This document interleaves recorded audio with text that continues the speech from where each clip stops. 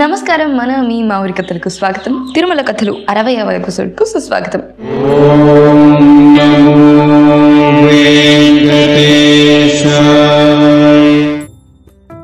మధుర గాయని, మహాగాయని, అపర సంగీత సరస్వతి వంటి అనేక విశేషణాలతో ప్రస్తుతించదగిన అపురూప గాయని శ్రీమతి ఎంఎస్ సుబ్బలక్ష్మి. భారతరత్న అవార్డుతో కేంద్ర ప్రభుత్వ సత్కారం అందుకున్న ఏకైక గాయనిమని శ్రీమతి సుబ్బలక్ష్మి. దేశంలోకెల్లా అత్యున్నతమైన అవార్డు ఆమెని వరించడానికే కారణం ఒకటే, గానం ఆమె ప్రాణం. అనునిత్యం పరమేశ్వరుణ్ణి తన గానామృతంతో అర్చించే మహాభక్తురాలు శ్రీమతి సుబ్బలక్ష్మి. ఎందుకు ఆమె గాత్రంలో పశుపక్షాదుల్ని సైతం పరవశింపజేయగల మాధుర్యం దాగుంది అని ఆమె గురించి తెలియని వాళ్ళకెవరికైనా సందేహం రావచ్చు. అక్బర్ చక్రవర్తి ఆస్థానంలో తాన్సేన్ అనే మహాగాయకుడు ఉండేవాడు. అతనంతటి గొప్ప గాయకుడు ప్రపంచంలోనే లేడని అక్బర్ విశ్వాసం. ఒకసారి అక్బర్ వ్యాహ్యాలికి వెళ్లి వస్తుండగా నగరం బయట కొత్త సంగీత గణం వినపడింది. శ్రద్ధగా విని అక్బర్ పరవశించిపోయాడు. ఆ ఆనందం పట్టలేక మర్నాడు అక్బర్ తన సభలో తాన్సేన్తో అన్నాడు, నిన్న సాయంత్రం నేను ఒక అద్భుతమైన గాత్రాన్ని విన్నాను తాన్సేన్. నువ్వు అసూయ చెందనంటే చెప్తాను, అతని గాత్రం మాత్రమే ప్రపంచంలోకెల్లా గొప్పది అని. తాన్సేన్ చిరునవ్వు నవ్వి, మహాప్రభు, అలాంటి గాయకుని నేను చూడలేదు. మీరు చెప్పేది నమ్మశక్యంగా లేదు. ఆ గాయకుని నాకు కూడా చూపించండి అన్నాడు. ఆ సాయంత్రం అక్బర్ నగరం బయట ఒక గుట్ట మీద కూర్చొని పిచ్చివాడిలా పాట పాడుతున్న ఒక వ్యక్తిని తాన్సేన్కు చూపించాడు. ఆ గానం వింటూనే తాన్సేన్ సైతం ఆ సంగీత శ్రవణానందంలో మునిగిపోయాడు. కొంతసేపటికి అక్బర్ అడిగాడు, ఇప్పుడేమంటావు తాన్సేన్ అని. తాన్సేన్ చిరునవ్వు నవ్వి అన్నాడు, నిజమే మహాప్రభు, అతని గాత్రం ముందు నా గాత్రం సూర్యుడి ముందు దివిటి లాంటిది. ఎందుకంటే నా గాత్రం ఢిల్లీశ్వరుణ్ణి కీర్తించడానికే పరిమితమైంది, కానీ అతడి గాత్రం ఆ జగదీశ్వరుణ్ణి కీర్తించడానికి అంకితమైంది కదా అని. అదిగో అలాంటి ధన్యజీవి ఎంఎస్. ఆమె గాత్రం నుండి జాలువారే భక్తి సంగీత ప్రవాహంలో ఓలలాడటం కోసం సంగీతాభిమానులు విరగబడి వెళ్లేవాళ్ళు. సామాన్యుల నుంచి అనేక మంది మఠాధిపతుల వరకు అందరి హృదయాల్లో సుబ్బలక్ష్మికి పవిత్ర స్థానం విశిష్టమైంది. ప్రధానమంత్రి పండిట్ జవహర్లాల్ నెహ్రూ సైతం ఎంఎస్ గాత్ర జలధిలో సమోహన సంగీత తరంగాల మీద తన్మయత్వంతో తేలిపోతున్నప్పుడు ఇలా అన్నారట, who am I, mere prime minister of India, before you the queen of music. అంటే తెలుగులో, ప్రధానమంత్రినైతే మాత్రం నీ వంటి మహోన్నత సంగీత సామ్రాజ్యం ముందు నేనెంత అన్నారంట. అందుకే ఆమెకి భారతరత్న పురస్కారం లభించింది. ఎంఎస్ గళంలోని మాధుర్యాన్ని గుర్తించి ప్రోత్సహించి ఆమెకు ప్రపంచవ్యాప్తంగా గుర్తింపు లభించేలా చేసిన ఘనత ఆమె భర్త సదాశివంకి దక్కుతుంది. గాంధేయవాది, రాజాజీ అనుయాయుడు అయిన సదాశివం అనేక ధార్మిక సంస్థలకు ఆర్థిక సహాయం అందించడానికి సుబ్బలక్ష్మి గాత్రాన్ని వినియోగింపచేశారు. ఎంఎస్ కుమార్తె రాధ కూడా మంచి గాయకురాలు. 1960 నుండి 1980 కాలంలో శాస్త్రీయ భక్తి సంగీత సామ్రాజ్యానికి మకుటం లేని మహారాణి ఎంఎస్. ఆమె కోరుకుని ఉంటే సంగీత సభల ద్వారా కోట్లు సంపాదించి ఉండొచ్చు, కానీ తమ కోసం సంపాదించి మూట కట్టుకోవాలన్న తాపత్రయం ఆమెకి లేదు, సదాశివానికి లేదు. ధార్మిక సంస్థలకి వితరణ కోసమే తన భక్తి సంగీత సౌరభాల్ని ఆమె దేశమంతా వ్యాపింపజేసింది. ఇది ఇలా ఉండగా 1979 ఆరంభంలో పివిఆర్కే ప్రసాద్కి ఒకరోజు 2 అర్జెంట్ మెసేజ్లు వచ్చాయట. ఒకటి కంచి పీఠాధిపతులు శ్రీ చంద్రశేఖరేంద్ర సరస్వతి స్వామి నుంచి, మరోటి పుట్టపర్తి సత్యసాయిబాబా దగ్గర నుంచి. ఆ రెండిటి సారాంశం ఒకటే, శ్రీమతి సుబ్బలక్ష్మిని ఆదుకోవటానికి టీటీడీ ఏదో ఒకటి చేయాలి అని. ఇదేంటి, మహాగాయని ఎంఎస్ కోసం టీటీడీ ఏదో చేయాలంటున్నారేంటి? ఆయనకి ఏం అర్థం కాలేదు. నిజానికి అప్పటికే ఆమె టీటీడీ ఆస్థాన విద్వాన్గా ఉన్నారట. ఇంకా ఏం చేయగలం? ఇలా ఆలోచనల్లో ఉండగా ఆ రోజు పత్రికల్లో వచ్చిన వార్త మీద ఆయన దృష్టి పడింది. అది ఎంఎస్ కుటుంబం గురించే. ఆర్థిక ఇబ్బందుల వల్ల ఒక్కసారిగా సదాశివం కుటుంబం మద్రాస్, అదే చెన్నైలో కల్కి ఎస్టేట్లోని తమ బంగళా అమ్మేసి వల్లువార్ కొట్టం దగ్గర ఓ చిన్న అద్దె ఇంట్లోకి వెళ్ళిపోవాల్సి వచ్చింది. సదాశివం నడుపుతున్న కల్కి పత్రిక నష్టాల్లో పడటం, అప్పటికే దాన్ని మూసేయటం కూడా జరిగింది. రకరకాల బకాయిల్ని వదిలించుకునే ప్రయత్నంలో ఆస్తులన్నీ అమ్మేసుకోవాల్సి వచ్చింది. ఆయన మనసు ఆవేదనతో తల్లడిల్లిపోయింది. నిజానికి ఆమె కావాలనుకుంటే ఆ కుటుంబానికి ధన సహాయం చేసే సంగీతాభిమానులు కోకొల్లలు. కానీ అలాంటి సహాయం ఆశించే స్వీకరించే మనస్తత్వం సదాశివంకి లేదు, ఎంఎస్కి లేదు. వాళ్ళకి వాళ్ళ ఆత్మగౌరవం చాలా ముఖ్యం. అందుకే వాళ్ళు ఎవరిని అడగరు, ఎవరైనా దానం చేసినా తీసుకోలేరు. మరెలా? ఇంతకాలం కోట్లాది ప్రజల్ని భక్తి సంగీతంతో పరవశింపజేసిన సంగీత సామ్రాజ్ఞికి ఈరోజు నిలవనీయలేని పరిస్థితి ఏర్పడబోతుందా? ఈ ఆలోచన ఆయన్ని నిలవనీయలేదు. ఏదో చేయాలి. ఏం చేయాలి, ఎలా చేయాలి, ఇలా మదన పడుతూనే ఆ సాయంత్రం కొండకి వెళ్ళాడట. శ్రీనివాసుని మనసులో ప్రశ్నించాడట. నా పెరుమాళ్ళు అనుకుంటూ నిన్ను అనునిత్యం గాత్రంతో అర్చించిన ఆ విశ్వగాయనికి సహాయపడలేవా స్వామి అని. ఇలా ప్రార్థన చేసి గుడి బయటకు రాగానే ఎదురు మెట్ల మీద ఒక భక్త బృందం మధ్యలో కూర్చుని ఒక వృద్ధురాలు గోవిందుడి కీర్తనాలు గానం చేస్తోందట. బృందంలో ఉన్న వారంతా తన్మయత్వంతో తాళం వేస్తున్నారు. అంతే, తెల్లవారుతూనే కంచికి ప్రయాణమయ్యారు. శ్రీ చంద్రశేఖరేంద్ర సరస్వతి స్వామీజీని కలుస్తూనే ఆయన అనుకున్నదంతా గడాగడా చెప్పేశారు. మీ సందేశం అందింది, నేను ఆలోచించాను. ప్రస్తుతం మేము అన్నమాచార్య ప్రాజెక్టు ద్వారా అన్నమయ్య కీర్తనలని ప్రచారంలోకి తీసుకువచ్చే ప్రయత్నంలో ఉన్నాం. ఇప్పుడు నాకు అనిపిస్తోంది ఎంఎస్ గారి చేత అన్నమాచార్య కీర్తనలన్నీ పాడించి లాంగ్ ప్లే రికార్డుల రూపంలో దేశమంతా విడుదల చేస్తే బాగుంటుందేమోనని. ఆమె ప్రముఖ గాయని కనుక ఆ గాత్ర మాధుర్యం కోసం, అంటే ఆ కీర్తనలు తెలుగులో ఉన్నప్పటికీ ఆ రికార్డులను అందరూ వింటారు కదా, అలా గోవిందుని కీర్తించిన అన్నమయ్య కీర్తనలకి ప్రచారము వస్తుంది. ఆ ఎల్పి రికార్డుల మీద వచ్చే ఆదాయంలో ఎంఎస్కి వాటా కూడా వస్తుంది అని పివిఆర్కే ప్రసాద్ శ్రీ చంద్రశేఖరేంద్ర సరస్వతి స్వామీజీని కలుస్తూనే చెప్పేశారు. స్వామీజీ ఆయన ప్రతిపాదనకు హర్షం వ్యక్తం చేశారు. కానీ ఒక సలహా ఇచ్చారట. ఈ ప్రసాద్, వాళ్ళు లౌకికం తెలుసున్న వాళ్ళు కారు, రేపు గురించి ఆలోచించే వాళ్ళు కారు. నువ్వెలా చేసినా మీకు, అంటే టీటీడీకి ఇబ్బంది లేకుండా, అదే సమయంలో ఎంఎస్ కుటుంబానికి వాళ్ళ జీవితకాలం పాటు వెతుక్కోకుండా గడిచిపోయేలా చూడగలిగితే అర్థవంతంగా ఉంటుంది అని.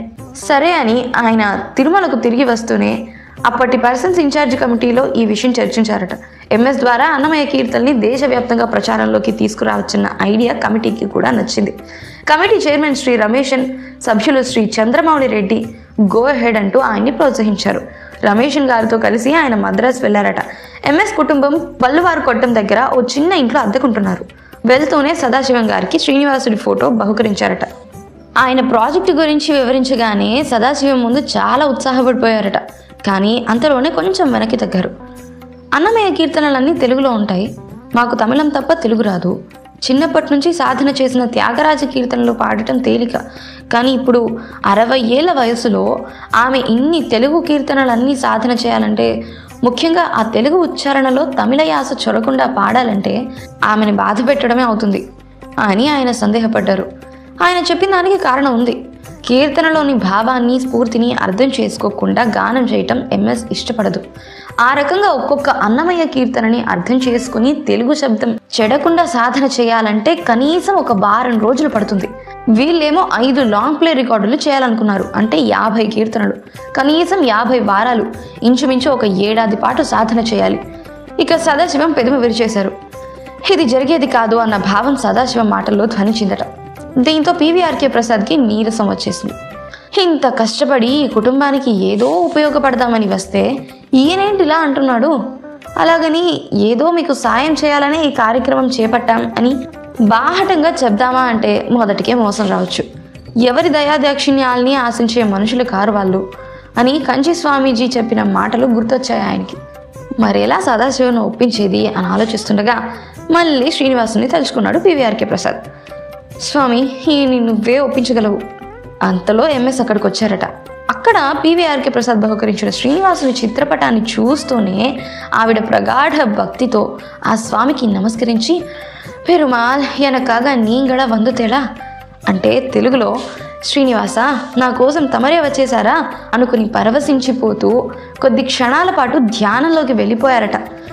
స్వామిని చూడగానే ఏమా తన్మయత్వం, నిరంతర భక్తి సంగీత సాధన తేజస్సుతో వెలిగిపోతున్న ఆ ముఖార విందంలో నన్ను కడతేర్చే స్వామి నీవే సుమా అన్న అచంచలమైన పరిపూర్ణ విశ్వాసం తొంగిచూస్తోంది ఆమె ముఖంలో.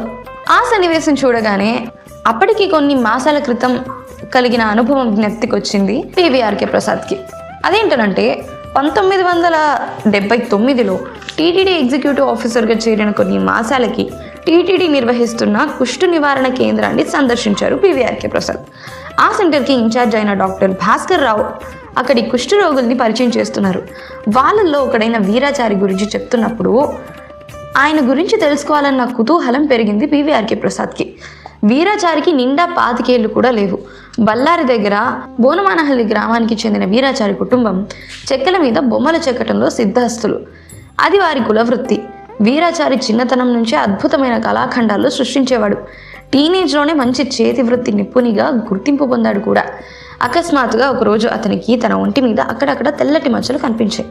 అవి క్రమంగా శరీరం అంతా విస్తరిస్తున్నాయి. ముఖ్యంగా చేతివేళ్ల మీద, ముక్కు మీద మచ్చలు పెరుగుతున్నాయి. ఇదేదో చర్మ వ్యాధి అనుకుని కొన్నాళ్ల తర్వాత పట్నంలో డాక్టర్లను సంప్రదించాడు. వాళ్ళు నిర్ధారించారు అది కుష్ఠవ్యాధి. వీరాచారికి ఏడుపు వచ్చేసింది. కుష్ఠరోగి అని ముద్ర పడగానే గ్రామంలో అందరూ అతనికి దూరంగా మసులుకోవటం మొదలుపెట్టారు. సాంఘిక బహిష్కరణ. ఎన్నో రాత్రులు పగళ్ళు గుండెలవిసేలా రోధించాడు. దేవుని ప్రార్థించాడు.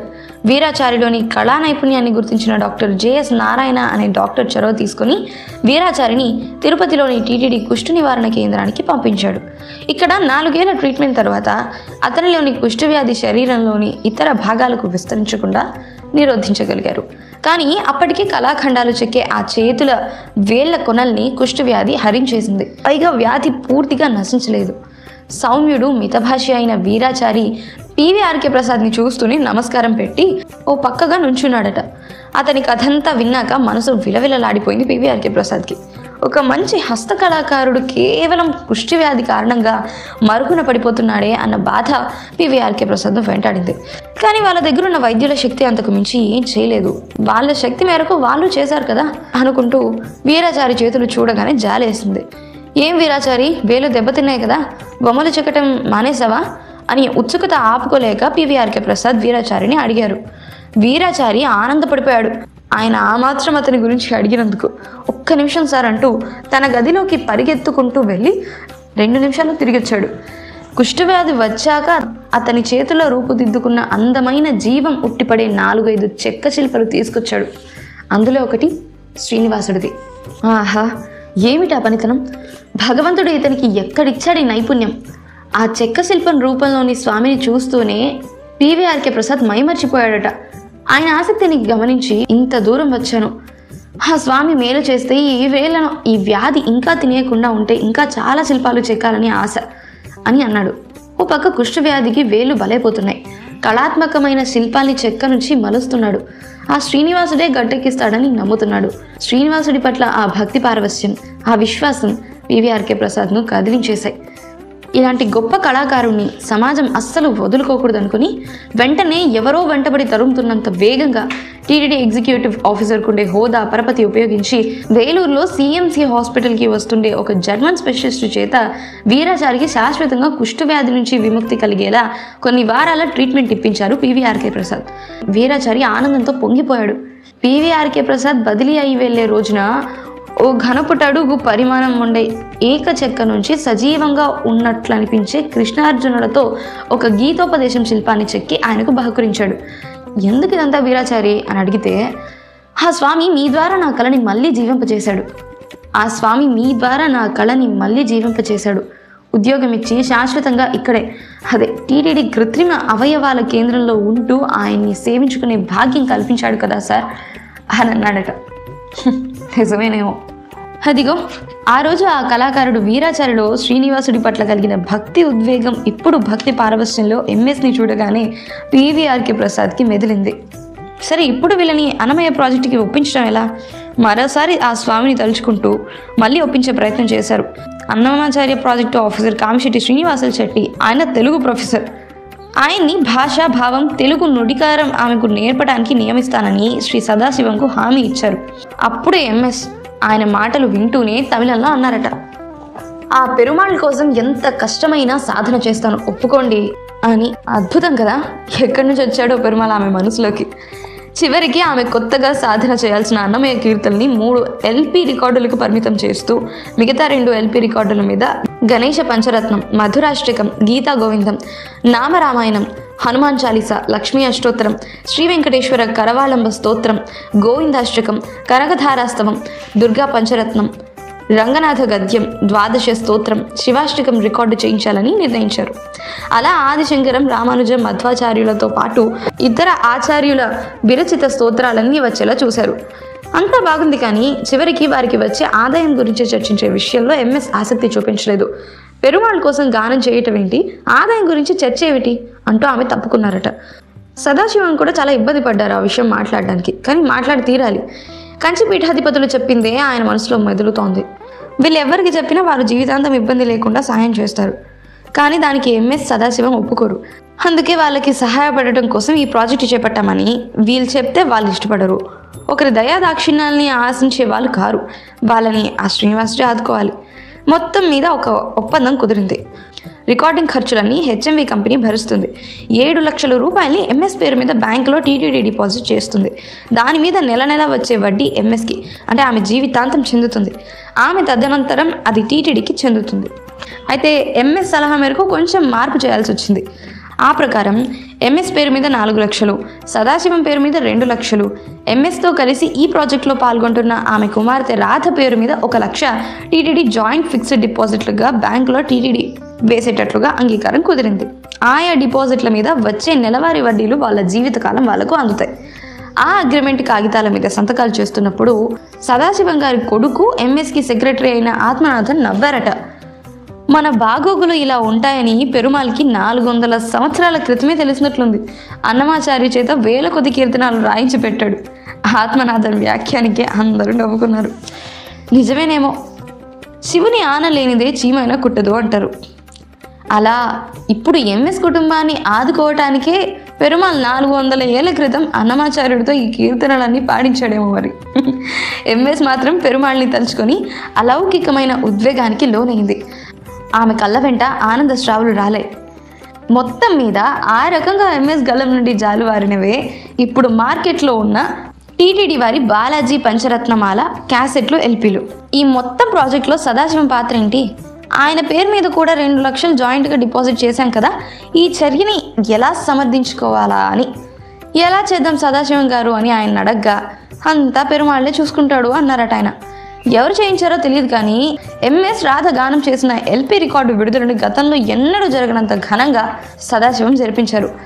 ఒక ఎల్పీని రాష్ట్రపతి సంజీవరెడ్డి గారితో విడుదల చేయించారు. మరొకటి ప్రధానమంత్రి శ్రీమతి ఇందిరాగాంధీ చేత, మరొకటి అన్ని రాష్ట్రాల్లోనూ ఏకకాలంలో ఆయా రాష్ట్ర గవర్నర్ల చేత. ప్రధాని విడుదల చేసిన రోజునే అన్ని రాష్ట్రాల్లో ముఖ్యమంత్రులు కూడా విడుదల చేశారు. ప్రతి చోట ప్రముఖ సంగీత విద్వాంసులు, మఠాధిపతులు, స్వామీజీలు వచ్చి ఆ ఎల్పీల విడుదలలో పాల్గొన్నారు. ఒక ఎల్పీ పూర్తిగా మఠాధిపతుల చేతనే విడుదల చేయించారు. తిరుమల తిరుపతి దేవస్థానాల పేరుకి ఎంఎస్ కీర్తి ప్రతిష్టలు జోడించి సదాశివం చేసిన ప్రచారం ఫలితంగా చిట్ట చివరి ఎల్పీ విడుదలయ్యే నాటికి 10 లక్షల రూపాయల రాయల్టీని టీటీడీ సంపాదించింది.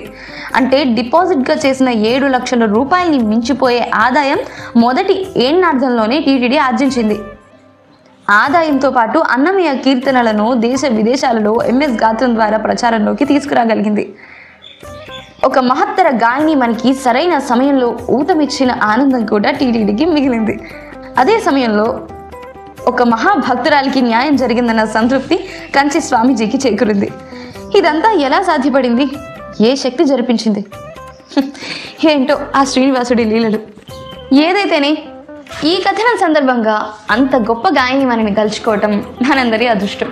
నాకు కూడా వెంటనే ఎంఎస్ సుబ్బలక్ష్మి గానం చేసిన బాలాజీ పంచరత్నమాల క్యాసెట్లను వినాలనిపిస్తుంది. మీకు కూడా వినాలనే ఆసక్తి కలిగే ఉంటుంది. ఇంకెందుకు ఆలస్యం, మీరు ఆలకించండి. పివిఆర్కే ప్రసాద్ ద్వారా ఒక మహత్తర కార్యం చేసిన పుణ్యం టీటీడీకి లభించిందని చెప్పాలి. తిరుమల తిరుపతి దేవస్థానాలకు సంబంధించిన మరిన్ని ఆసక్తికరమైన విశేషాలతో వచ్చే వారం మళ్ళీ మీ ముందుంటాను. అంతవరకు సెలవు మరి.